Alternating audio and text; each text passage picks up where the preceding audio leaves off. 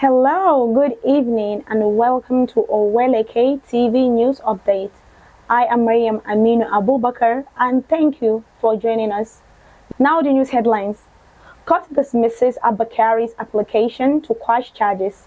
NLC orders nationwide strike. Group urges political leaders to synergise for a national reconciliation. Tinubu travel for lesser hajj. Ansar'rudeen pledges to feed 5,500 people daily as Ramadan commences.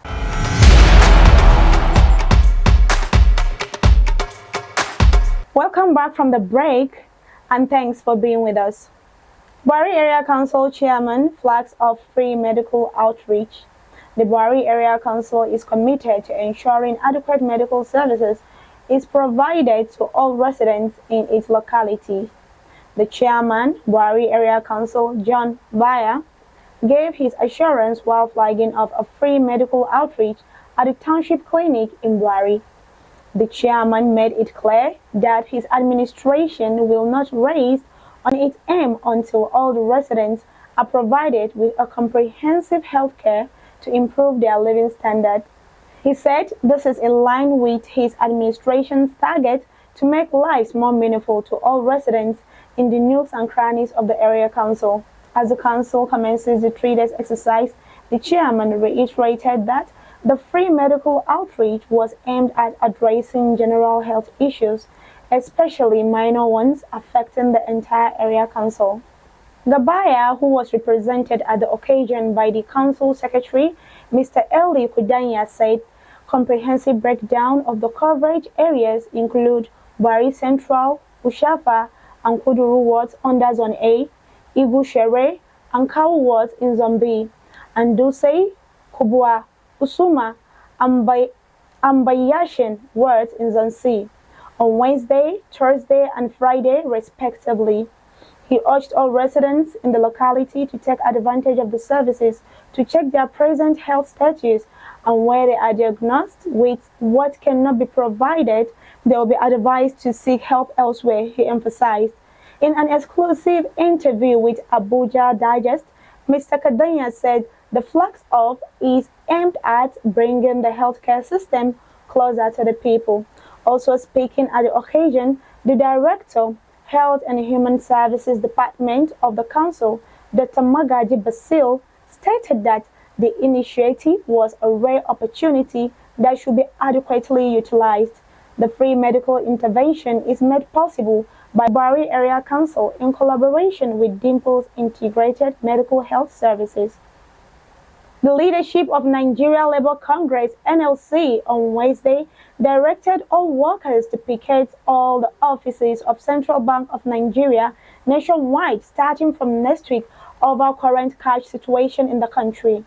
The NLC President, Joe Ajero, gave the directives in a press briefing at Labour House in Abuja. He said the directive became imperative following the expiration of 1 week ultimatum given to the Apex Bank to make cash available for Nigerians. The decision of the NLC to embark on the strike seems to be the desire of many residents within the FCT. Our correspondent has a full report on this. The Nigeria Labour Congress (NLC) has directed public sector workers in the country to embark on strike beginning from Wednesday next week. NLC President gave the directive at an ongoing media briefing at Labour House in Abuja. He also directed that affiliate unions constituting the Nigeria Labour Congress should also be on standby for picketing exercise across all branches of the Central Bank of Nigeria nationwide. This week, from Friday, there will be mobilization of all state councils through a NEC meeting. All unions have already been directed to mobilize all their organs and their branches. By Wednesday next week, all central bank from the CBN headquarters will be shut till further notice. Workers are directed to stay at home and join in the picketing exercise. Thank you very much for that report. And now we will be going for a short break. We'll be right back. Stay tuned.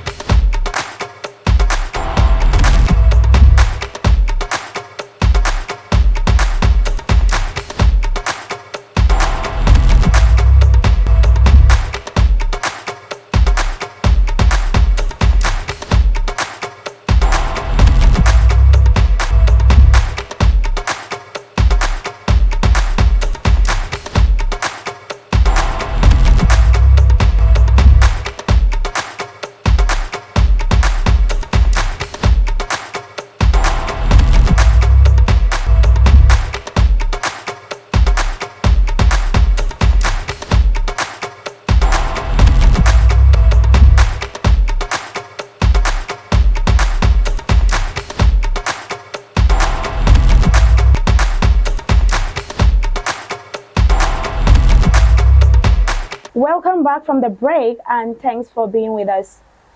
The Labour Party gubernatorial candidate Alex Otti has been declared the winner of the Abia State governorship election following the eventual declaration on Wednesday of the result of the controversial Obinwa local government area result by INEC, with the conclusion of the collation of the outstanding result of the election. The People's Democratic Party scored 9,962 votes, while the Labour Party scored 3,776 votes in the local government area. Consequently, the Labour Party has won in 10 local government areas, the PDP in 6 local government areas, and the Young People's Party in 1 local government area. The governorship candidate of the Labour Party in Abia State, Chief Alex Otti, was consequently declared the winner of the 2023 governorship election.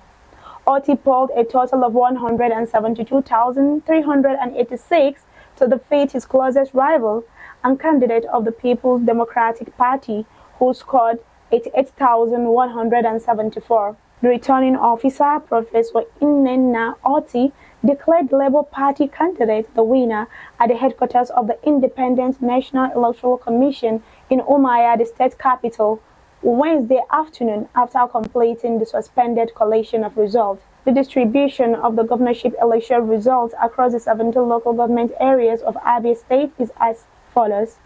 Aba North, APC 487, ABGA 1,444, Labour Party 20,974, PDP 4,146, while in Aba South, APC 487, ABGA 1,470, Labour Party 20,974, PDP 4,146. In Arochukwu, APC 1,082, ABGA 460, Labour Party 12,689, PDP 1,280.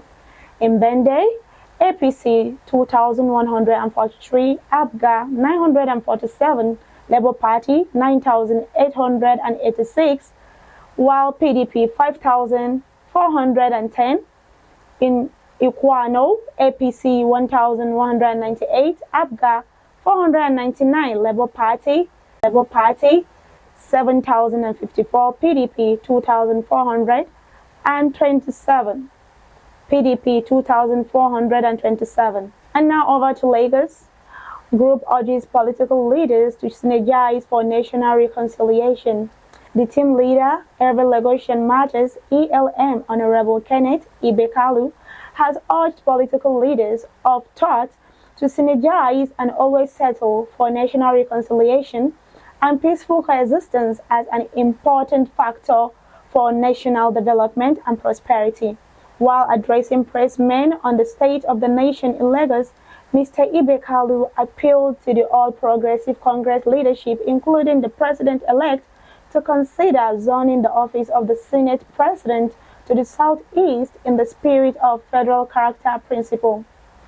The National News Conference dwelled on the outcome of a keenly contested presidential and National Assembly elections held on 25th February and governorship and House of Assembly elections held in 28 states of the Federation on 18th of March 2023.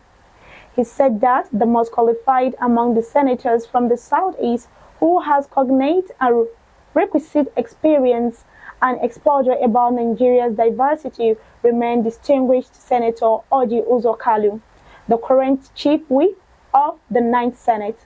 He described the former governor, Senator Uzor Kalu, as an incisive entrepreneur and political bridge builder.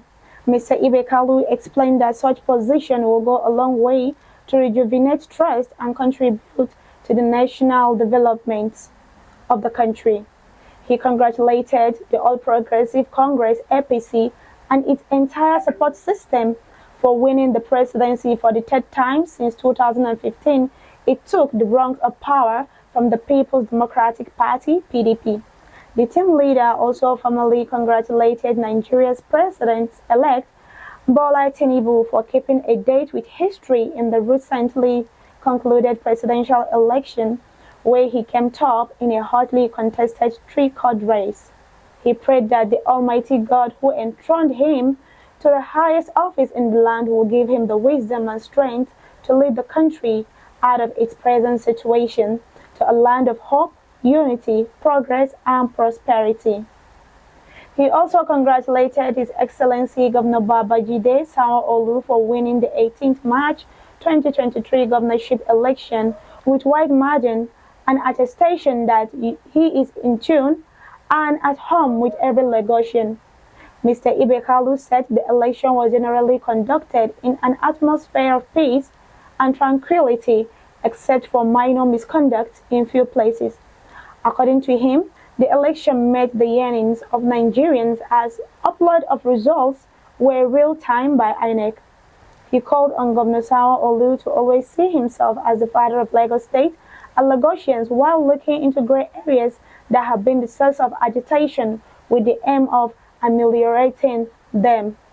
He also thanked the people and leaders of Indi, Igbo, and every other ethnic that showed love and support for the governor and the APC during the campaign and voting proper. We will now be going on a short break. We'll be right back. Stay with us.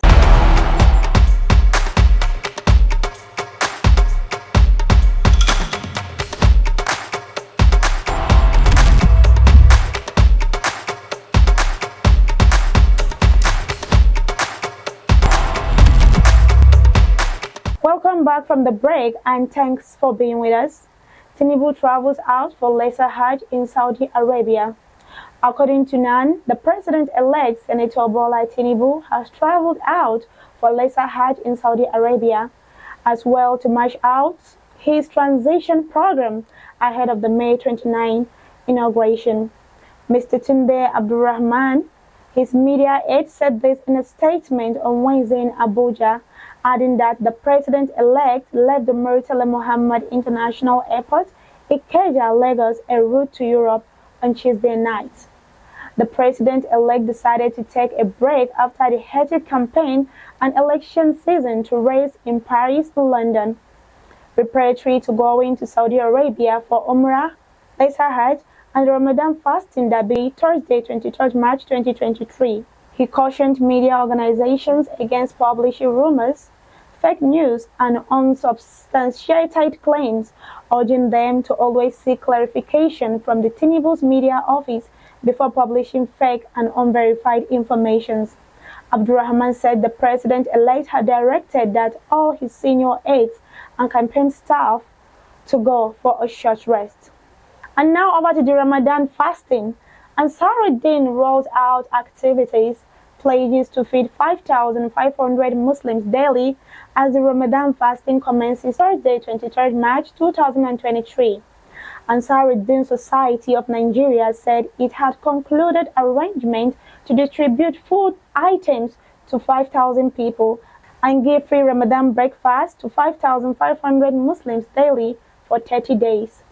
Chairman of Abuja branch of the society, Alhaji Muhammad Olayola, stated this at a news conference with the theme Ramadan, Islam and Good Governance, the Role of Muslims, held at the Ansar'rudeen Mosque, Maitama, Abuja.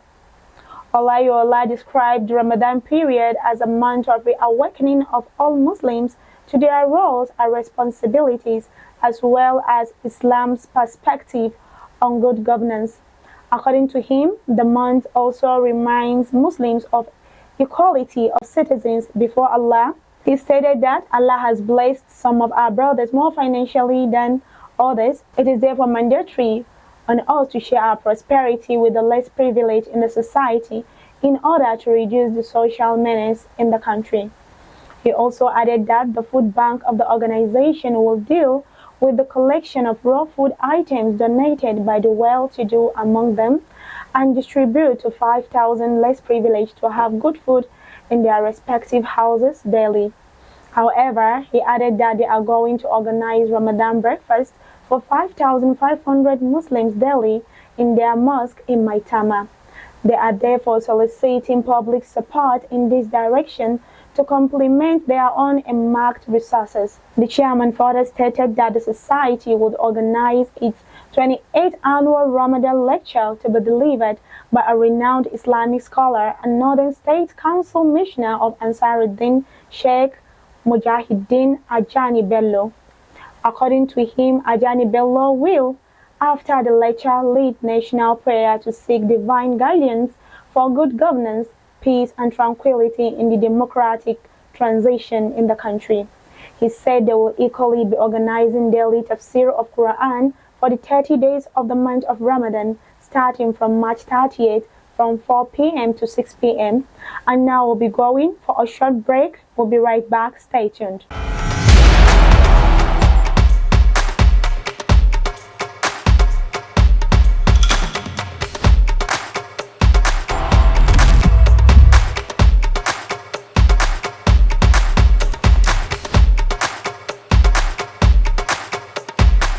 Welcome back from the break and thanks for being there.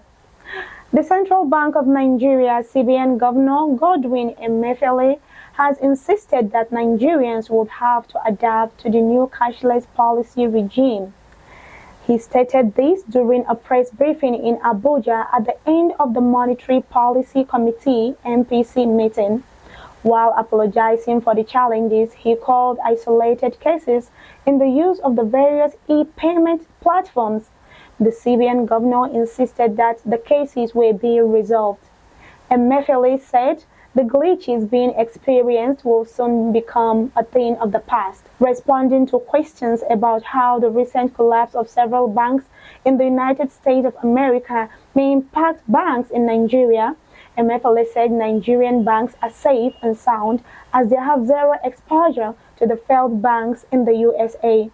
According to Emefiele, no depositor has lost one kobo since 2008 from bank crisis because of the prudential guidelines put in place to protect depositors' funds. He also warned bank shareholders to be mindful of the fact that banking license is a privilege and not a right. It therefore can be withdrawn if shareholders misbehave. He added that the Apex Bank would rather dispense with the shareholders than put depositors' money at risk. Court dismisses Abba Kyari's application to quash charges. The Federal High Court in Abuja on Wednesday dismissed an application by a suspended Deputy Commissioner of Police, Abba Kyari, seeking to strike out charges against him. In his ruling, Justice Emeka Oweleketv dismissed the application on the ground that the court has the exclusive right and jurisdiction to hear drug-related cases as enshrined in the Constitution of the Federal Republic of Nigeria and the National Drug Law Enforcement Agency (NDLEA) Act.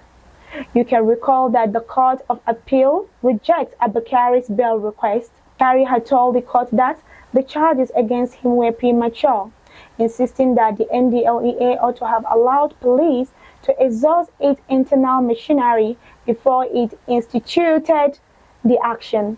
He told the court that the police had already commenced an investigation into the allegations against him and issued an interim report. Kyari maintained that he could only be charged in court upon the conclusion of internal investigation by the police. He argued that the PSC has similar powers to investigate and discipline erring police officers in line with the Police Act and regulations.